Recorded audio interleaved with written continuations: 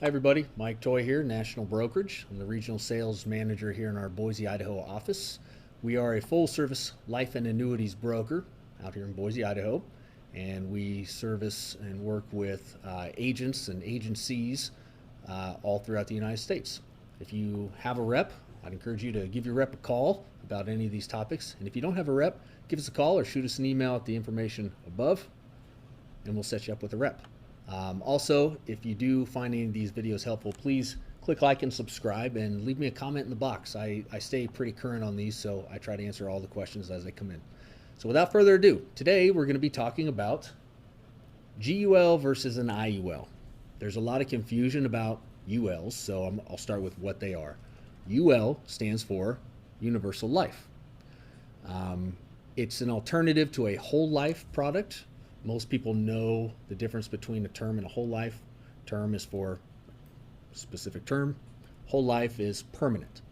Well, a UL is also permanent, but with some more flexibility to them.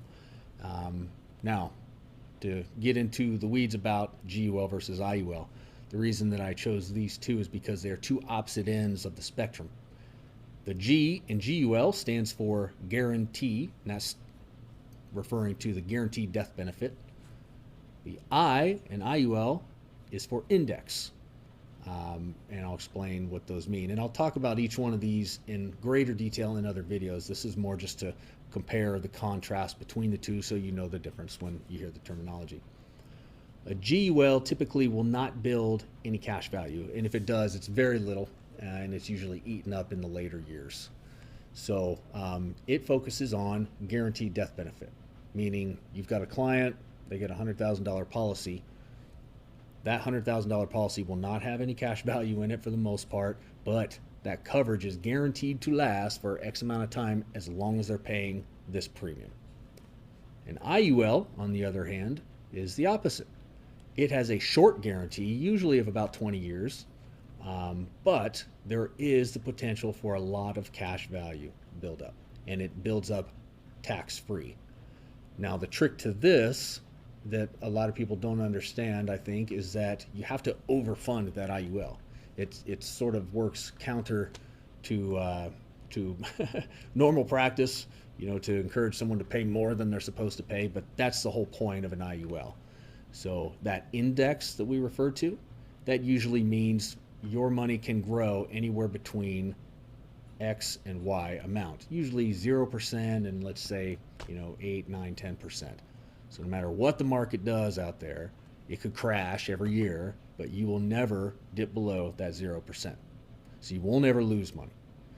On the other hand, the economy could take off and things could be great and people could be getting 30% gains out there. You will get the top of that index on whatever product, that 8, 9, or 10%. So that's how an indexed UL works. So I hope that helps explain the difference between the guaranteed UL and the indexed UL, and they come in all shapes and sizes and everything in between. But if you did find this helpful, like I said, please leave me a comment, ask a question. We could talk about this subject for days and days, so I'd encourage you to just ask anything that you're wondering about. And again, please click like and subscribe and check out some of our other videos. I talk about everything from term to whole life to permanent to easy ways to submit applications to us so that you don't have to do all the work and everything else under the sun that I can think of. So if you have a topic request you want to hear about, leave me a comment, let me know, or just give me a call or shoot me an email and I'll be happy to talk about it. Hope that helps, everybody. Have a great day. Thanks.